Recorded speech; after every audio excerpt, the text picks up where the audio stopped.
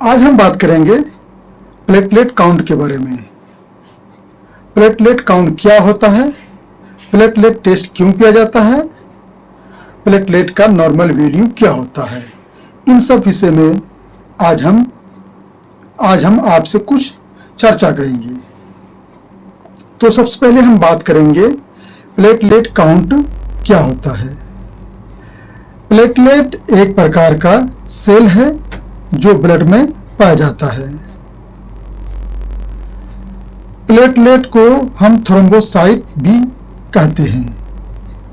Platelet irregular shape का होता है और इसमें न्यूक्लियस नहीं पाया जाता है। प्लेटलेट ब्लड को क्लॉट करके ब्लीडिंग को रोकता है। प्लेटलेट का कलर ब्लू होता है।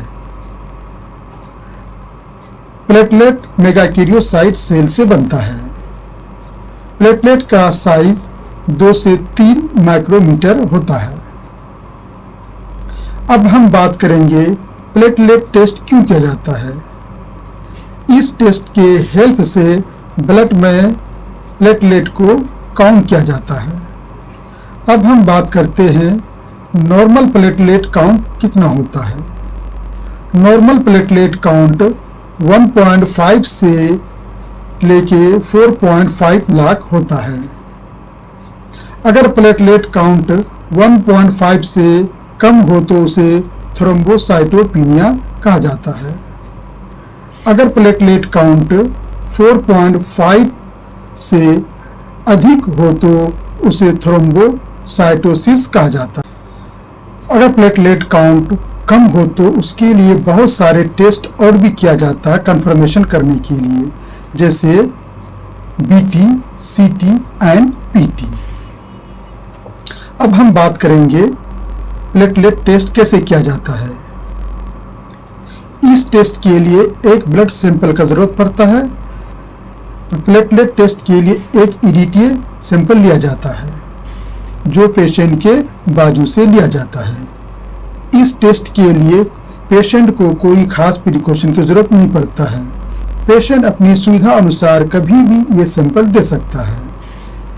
अब हम बात करेंगे प्लेटलेट टेस्ट करने के लिए क्यों कहा जाता है। प्लेटलेट टेस्ट सीबीसी के साथ में किया जाता है और विदाउट सीबीसी के भी किया जाता है। किसी भी सर्जरी से पहले प्लेटलेट का टेस्ट किया जाता है।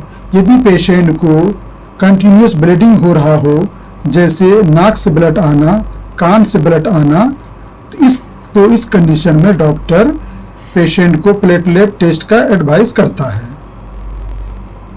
यदि पेशेंट की बॉडी में रेड कलर का स्पॉट बन रहा हो तो इस कंडीशन में भी प्लेटलेट टेस्ट किया जाता है।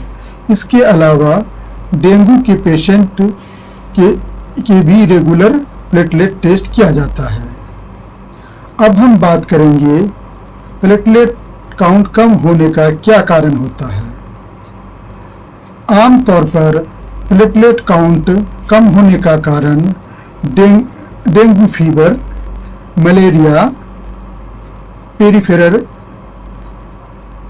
Destruction of platelet, vitamin B12 deficiency, leukaemia, cirrhosis, HIV, radiation therapy, regular alcohol use करने से भी प्लेटलेट कम होता है। अब हम बात करेंगे प्लेटलेट काउंट किस बीमारी में इंक्रीज होता है।